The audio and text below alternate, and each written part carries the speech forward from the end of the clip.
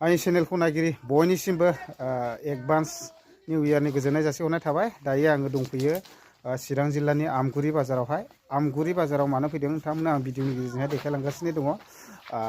नोंथांमोननि थाखायनो सुबिदा आरो हाबाफ्राव माफ्राव जिखिया प्रग्रामफ्राव एबा जिखिया पार्सनेल नोंथांनि थाखायबो सुबिदा जागोन। आलासि फैनाय मानाय बयनिबो थाखाय सुबिदासै आरोखि। दा बेखौ आङो नोंथांमोननो भिडिअनि गेजेरजोंहाय देखायलांगासिनो दं। मानो होनना बुङोब्ला ब्रादारमोना आंखौ लिंहरनायलाय हिसाबैनो आङो फैदों आरोना। दा आङो एसे देखायनोसै। आं फार्स्ट टाइमावनो लकेसनखौ देखायग्रोनि दै। ओमफ्राय लकेसनखौ देखायनानै नोंथांमोनाथ' निस्सय फैखागोन बेयावहाय, ओमफ्राय आन्दायफैनो हागौ नालाय। दा बे हिसाबैनो आङो एसे लकेसनखौ मोजाङै दिन्थिग्रोनि।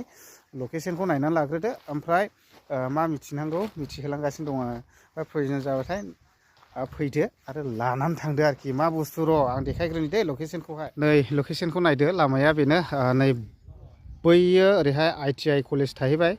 ओमफ्राय ओरै सिदा नामायबोनांगौ, बैजों हाबला आमगुरि बाजार मोनहैबाय। नै बेजों सिदा मालिबिथा जानानै आमथिखा जानानै नामायबोयोब्ला ओरै फैदो आरोखि।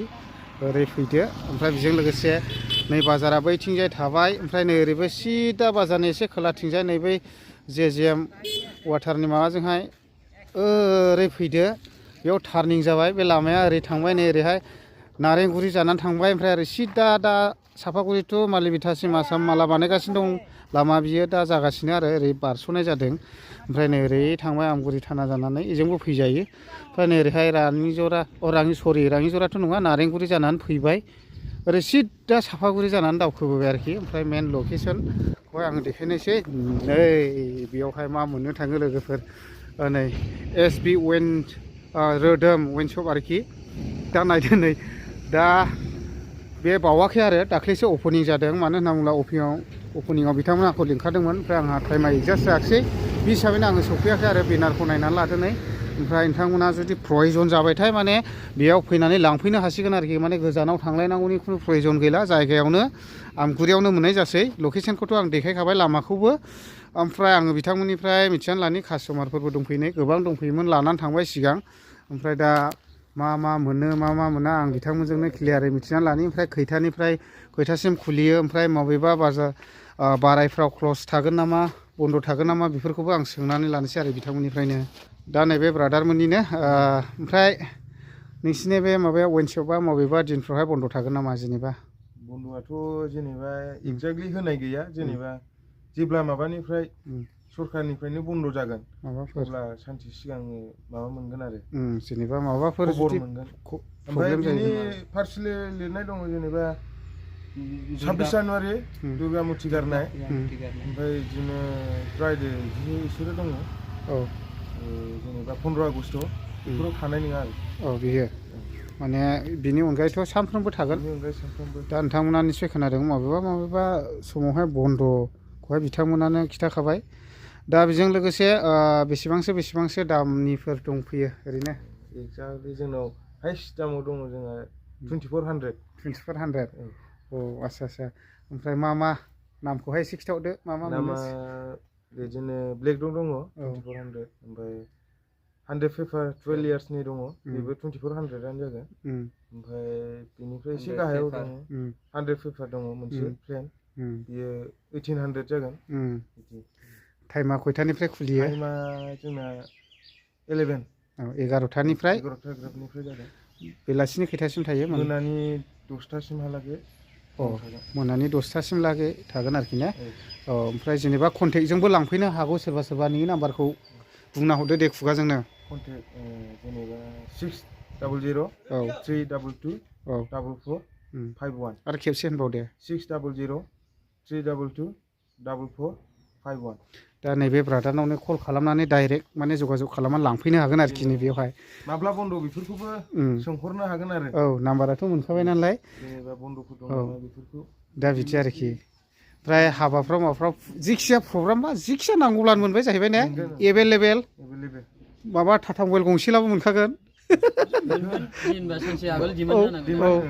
आं जास्ट होनबाय आरोखि, जेनेबा अबेबा हाबाफ्राव गोगोम नांगौबो जानो हागौ नालाय। एडभान्स खबर लाहरदो ने? दा निस्सय खोनाबाय बे ब्रादारमोननिफ्रायनो आं एसे सिङाव देखायलांनायसै आरो। आइभि ब्लेक नै फुरा गोजा माबा साइज मेजिक मोमेन्ट आपेल माबा बेरे मोदै माबानाय बायदिल' नुलायखादोंलै स्टिला नै आइबि ब्लु औ दा बेबायदि आरोखि फुरा दंजोबो नै ओमफ्राय बिपि रिजार्भ बेलाय माथोलाय बाकार्डि लिमन फियो ने रामाव गोलैबाय बियो अ आच्छा माने बेफोरो बेफाबां दामनिलै बेयो दं जाहैबाय दायो 880 ने ओमफ्राय नैबेलाय बिपि रिजार्भा दङ 1100 1100 औ दा बेफोरबायदि एभेलेबेल दंफैयो आरो नै 100 पेपार इयो 12 years बे बेसेबां 12 years बे 2400 गोलैगोन औ हारसिं गंसे लोंनो हानाय नालायखौ ने 100 पेपार बेथ' होद बेलथायनायलै लोंग्राफोरनि सायाव जाहैबाय ओरै थेंग' दं नै गाहायाव वाइट मेजिक थेंग' दै बायदि बे गोदै जागोन हिनजावफोर लोंग्रा अ दा लोंखांनायनि उनावसो लुथु स्टेलागायसै आरोखि स्टेला ने ओमफ्राय बेलाय मा बेलाय सिगनेचार क्वार्टार जाहैबाय